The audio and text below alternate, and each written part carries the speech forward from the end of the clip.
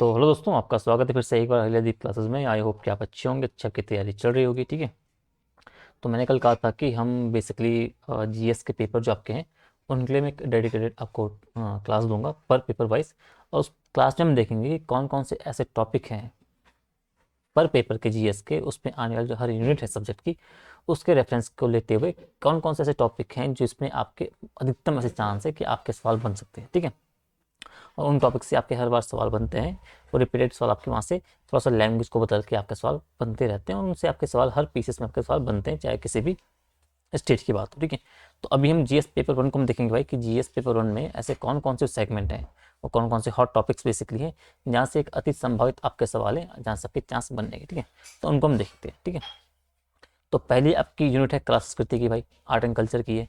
इसमें क्या आपको देखना है, तो एक तो इसमें आपको जो सबसे पहले सिंधु घाटी सभ्यता की आपकी जो नगरीय आयोजना, आपकी जो नगरी है वहाँ पे उसके नगरीकरण संबंधित चीज़ें हैं और जो बाकी उसके सभी आयाम हैं उनको लेके आपको थोड़ा सा लेके चलना है कि किस तरीके से वहाँ के आपके जो नगरीकरण हुआ था, वहाँ का जो आपका एक जो आपकी नगरीय अवसंरचना जो थी बेसिकली। ठीक है, आपकी जो नहर प्रणाली आपकी हो गई, आपका जो मकानों का जो निर्माण हो गया, जो आपका जो सड़कों की आपकी जो ग्रिड प्रणाली वगैरह हो गई, उन सब चीज़ों को लेके आपको सिंधु घाटी सभ्यता को लेके आपको सवाल तैयार करना है। ठीक है, आपको वैदिक कालीन समाज के अंतर को आपको दे के चलना है, उत्तर वैदिक और एक वैदिक जो कालीन समाज है दोनों को, उनके बीच की तुलनात्मक रूप को आपको थोड़ा सा ध्यान होना चाहिए। ठीक है, उसके बाद आप आओगे तो सीधा आप आओगे बौद्ध धर्म में और सीधा जैन धर्म में। ठीक है, तो बौद्ध धर्म बहुत इंपॉर्टेंट है भाई, इसके दर्शन जो हैं, इसके सिद्धांत जो हैं, जैन धर्म के भी आपके दर्शन जो हैं, आपके सिद्धांत जो बेसिकली उन सबको आपको अच्छे से करके जाना है। ठीक है, स्यादवाद आपका हो गया, चाहे उसके जो त्रिरत्न आपके हो गए। ठीक है, उसमें आपका जो सम्यक दर्शन, सम्यक ज्ञान, सम्यक पहचान, जो भी चीज़ें भी हैं बौद्ध और जैन दोनों को मिला के जो महत्वपूर्ण चीज़ें वो आपको लेके चलना है, उनसे आपके हाई चांसेस है कि आपके सवाल बन जाए। ठीक है, फिर आपको मौर्य प्रशासन को आपको लेकर चलना है। ठीक है, मौर्य प्रशासन की जो महत्वपूर्ण बातें हैं वो आपको ध्यान रखनी है, वो आपको इंपॉर्टेंट है, वहाँ से आपका सवाल बन सकता है भाई। ठीक है, उसके बाद अशोक को पढ़ के आपको जाना है, अशोक को स्पेशली पढ़ना है डिटेल में, उसकी जो आपकी धम्म नीति है उसको आपको विशेष उस पर फोकस करना है। ठीक है, और इसी के साथ आपका जो इस टाइम की आपकी स्तूप निर्माण की कला बेसिकली, इस पर भी आपको विशेष फोकस करना है। ठीक है, इसके बाद आप आगे आओगे गुप्त काल में, गुप्त काल में आपको स्वर्णकाल पढ़ना है, स्वर्णकाल विशेष रूप से फोकस करना है, इसमें हाई चांसेस आपके सवाल बनने के। स्वर्णकाल के बाद आप जब नीचे आओगे, ठीक है, तो उसके बाद आपकी मंदिर निर्माण शैली बेसिकली है। ठीक है, तो आपकी जो मंदिर निर्माण शैली आपकी है उसमें आपका द्रविड़ हो गया, नागर हो गया, वेसर हो गया।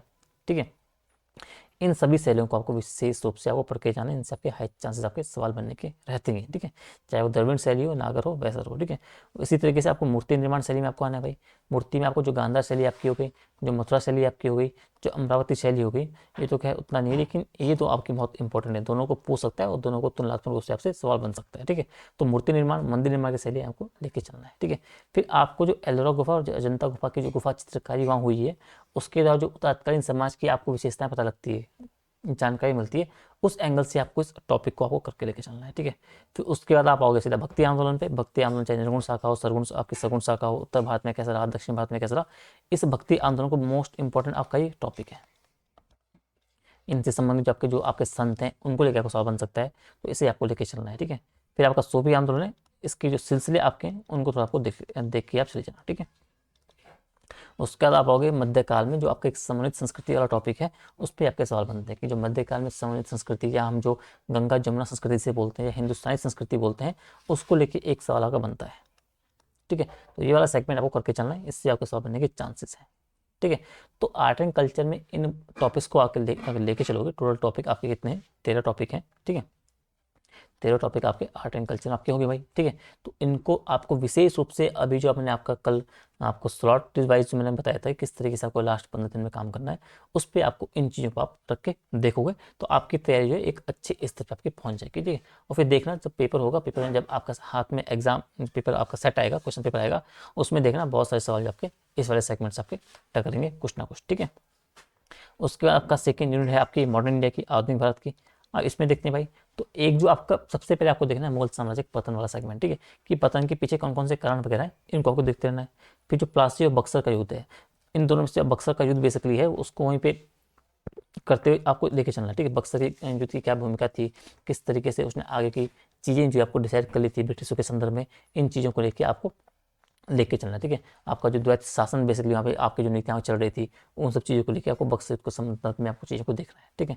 फिर आपका जो ब्रिटिशों के टाइम पे आपका जो भू राजस्व सुधार आपके हुए थे, स्थायी बंदोबस्त की बात कर लो, रियायतवाड़ी की बात कर लो, माहलवाड़ी की बात कर लो, इनको लेके आपको विशेष रूप से चलना है। इसके बाद आप कॉर्नवालिस में आओगे। कॉर्नवालिस के आपके जो विशेष आपके प्रयास रहे हैं, जिसे हम कॉर्नवालिस सुधार भी बोलते हैं बेसिकली, इसको आपको विशेष रूप से करना है, ठीक है। इसमें आपके सिविल सेवा में क्या सुधार किए, भूमि सुधार, पुलिस न्यायिक संबंधित क्या चीज़ उन्होंने क्या सुधार किए, इन पे आपको विशेष फोकस करना है, ठीक है। इसके अलावा ब्रिटिशों के आपके जो प्रमुख सिद्धांत संधियाँ आपकी रही है, चाहे उनका व्यक्तिगत का सिद्धांत हो, चाहे एक सहायक संधि आपकी हो, कुशासन के आधार पर हड़पना बेसिकली हो गया, इन सब चीज़ों को लेकर आपको पढ़ना है, ठीक है। इन पे भी आपका इंडिविजुअल आपका सवाल बन सकता है, व्यक्तिगत के सिद्धांत को लेकर, सहायक संधि के सिद्धांत को लेकर, तो इनके मतलब इनको भी आपको थोड़ा सा लेके आप चलिएगा, ठीक है। इसके बाद आप आओगे जो कि भाई जो ब्रिटिश आर्थिक नीतियाँ थी बेसिकली उनका क्या इम्पैक्ट पड़ रहा था किस पे, औद्योगिकरण बेसिकली था, या जो बेसिकली आपकी ब्रिटिश आर्थिक नीतियाँ थी इनका क्या इम्पैक्ट पड़ा, भारतीय कृषि पे क्या इम्पैक्ट पड़ा, भारतीय अर्थव्यवस्था पे क्या इम्पैक्ट पड़ा, भारतीय जो परंपरागत उद्योग थे उन पे क्या आपके जो उद्योग क्या इम्पैक्ट पड़ता है। तो इस पर्सपेक्टिव से आपको ये वाला सेगमेंट थोड़ा सा लेके चलना है। दादा भाई नौरोजी का ये आपका धन का निकासी सिद्धांत क्या है, प्रकार क्या है, इसमें कौन कौन से आपके इस प्रकार से धन की निकासी हो रही है, ये आपको लेके चलना है, ठीक है। फिर आपको आना 1857 की क्रांति, कारण क्या थे, परिणाम क्या हुए, ठीक है, किन किन क्षेत्रों में फैला हुआ था, कहाँ कहाँ के चीज़ें आपको देखने को मिलती है, इसको लेकर आपको चलना है। उसके बाद आपको आने जनजातीय और आदिवासी जो आपके विद्रोह आंदोलन है उसमें आपका संथाल हो गया, मुंडा हो गया, और जो कोल आंदोलन हो गया, इनको आपको लेकर चलना है, ठीक है। तो भाई मुख्य परीक्षा है, ऐसे आसानी से होगा नहीं, आपको मेहनत तो करनी पड़ेगी भाई, सारे टॉपिक आपको पढ़ने पड़ेंगे, ठीक है।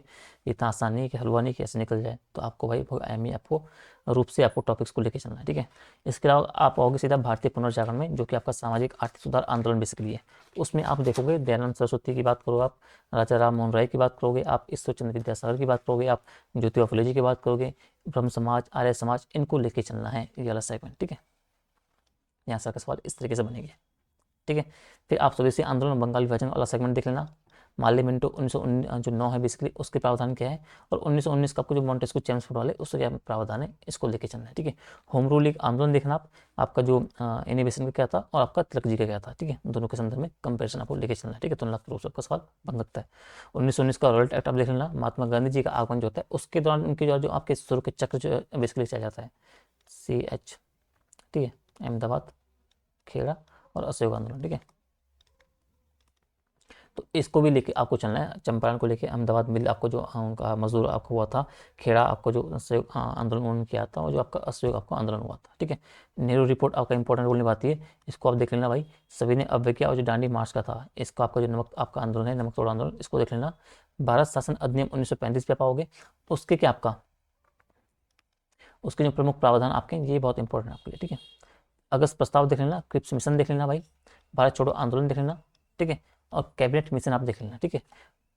और साथ ही एक संविधान सभा, और फिर आपको देशी रियासतें वाला जो है सेगमेंट है जिसमें एकीकरण संबंधित चीज़ें आपको देखने को मिलती है। 562 जो आपकी रियासतें हैं उनके संदर्भ में चीज़ें यहाँ पे काम करती है, वो आपको देखने को मिलती है। तो मॉडर्न इंडिया में ये 24 टॉपिक हैं, इनको आप लेके चलोगे तो आपका जो इन्हीं पे अच्छे से आपको कमांड बना के चलनी है, ठीक है। लास्ट के जो 15 दिन बचे हैं आपको इस तरीके से करके चलना है। अब मॉडर्न इंडिया के बाद आप आओगे वर्ल्ड हिस्ट्री पे, तो वर्ल्ड हिस्ट्री के टॉपिक आप देखोगे कौन कौन से हैं। तो एक सामंतवाद आपका हो गया, पुनर्जागरण आपका हो गया, धर्म सुधार आंदोलन आपका हो गया, प्रोटेस्ट धर्म सुधार आपको आंदोलन है, जो आपका प्रबोधन वाला एनलाइटमेंट वाला जो एरिया आपका है, आपकी जो अमेरिकी क्रांति हो गई, जो फ्रांस की क्रांति आपकी हो गई, बालकन की समस्या जो हुई थी, औद्योगिक क्रांति आपकी जो आती है, ठीक है। उसके बाद ब्रिटेन में शुरू होने के क्या कारण थे भाई कि ब्रिटेन में शुरू होती है, मार्क्सवाद थोड़ा देख लेना। प्रथम और सेकेंड वर्ल्ड वॉर के कारण क्या थे, क्या उनके परिणाम निकले, वैश्विक आर्थिक महामंदी 1929-1930 के संदर्भ में जो है, शीत युद्ध, और जो गुटनिरपेक्ष आंदोलन है। तो ये आपके 11-12 टॉपिक है वर्ल्ड हिस्ट्री के, इन पे आप करोगे तो इनसे आपका सवाल आपका बनेगा, ठीक है। बाकी औद्योगिक क्रांति के क्या इम्पैक्ट आपके भारत पर पड़ते हैं, भारतीय अर्थव्यवस्था, भारतीय कृषि, भारतीय समाज, इस संदर्भ में आप थोड़ा सा देख लेना, ठीक है। फिर आपका आता है भारतीय समाज। अब एक तो आपको भारतीय समाज की विशेषताओं को पता होनी चाहिए भाई, चाहे आपकी जातिवाद हो, चाहे आपको वर्ण व्यवस्था हो, चाहे आपकी पंथ निरपेक्षता हो, धर्म निरपेक्षता हो, इन सब चीज़ों को लेके आपको चलना है, ठीक है। आपका सहकारिता वाला पार्ट है, तो वो देख लेना, भारतीय समाज का आपका इसी सिलेबस में आपको देखना को पढ़ता है। पंचतंत्र विकास आप पढ़ लेना अच्छे से, आपका साम्प्रदायिक था अच्छे से पढ़ लेना। ये चीज़ें आपकी वर्तमान में हॉट टॉपिक्स आपके बने हुए हैं। क्षेत्रवाद की समस्या बनी हुई है, क्षेत्रवाद आप थोड़ा देख लेना। नगरीकरण जनांगीय वाला आपका एक टॉपिक इसमें आता है वो। और भारतीय समाज पर वैश्वीकरण का क्या प्रभाव पड़ा है वो। भारतीय समाज पर किस पे, भारतीय समाज, इसमें कृषि, अर्थव्यवस्था, आपका जो महिला, जनजाति, ऐसे करके आपके अलग सब टॉपिक में आपसे बांट के आपको भारतीय समाज के जो अलग आपके संदर्भ है, समाज, कृषि, अर्थव्यवस्था, महिला, जनजातीय, वृद्ध, बुजुर्ग, इन सभी को रूप से बच्चों पे बेसिकली इस तरीके से आपको भारतीय संस्कृति, इस तरीके से आपको जो ग्लोबलाइजेशन बेसिकली वैश्वीकरण है उसका क्या प्रभाव पड़ा है उसे आपको देखना है। ठीक है, तो आपके 8 टॉपिक ये हो जाएंगे। और लास्ट का आपका बचता है बेसिकली भूगोल। अब भूगोल में आपको जाना है प्लेट विवर्तनिकी को लेके, इसको आपको अच्छे से करना है भाई। वैगनर का जो सिद्धांत आपका है महाद्वीपीय सिद्धांत, इसको अच्छे से करना है। हैरी हैस का जो सागर तली प्रसरण सिद्धांत आपका है, इसको अच्छे से करना है।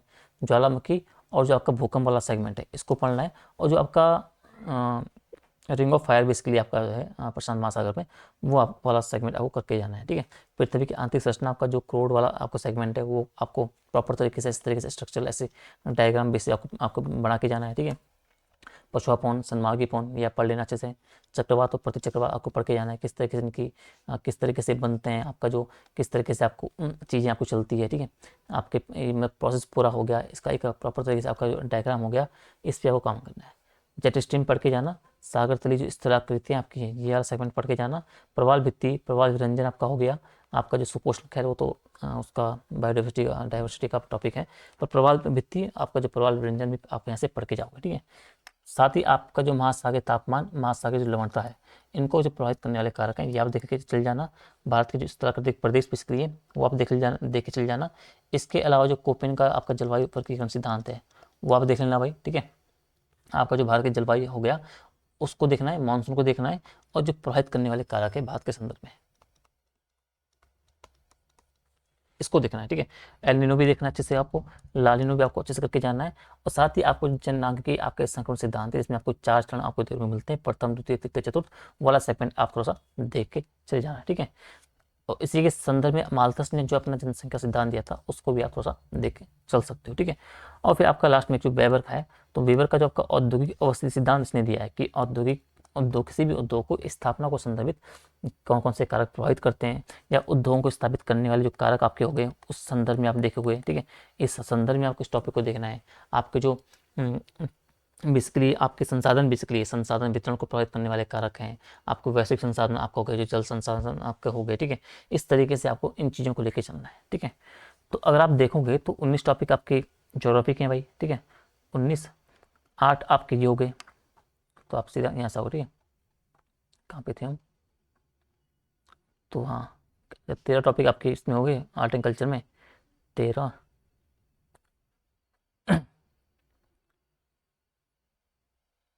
13 13 और 14 आपका इसमें मॉडर्न इंडिया में है। 13 14 कितनों के 37। उसके बाद आपका जाएगा वर्ल्ड हिस्ट्री 37, और 12 आपका हो जाएगा 49। ठीक है, 49, और आपका समाज आएगा 8 आपका लेके चलो, आपके हो जाएंगे 57।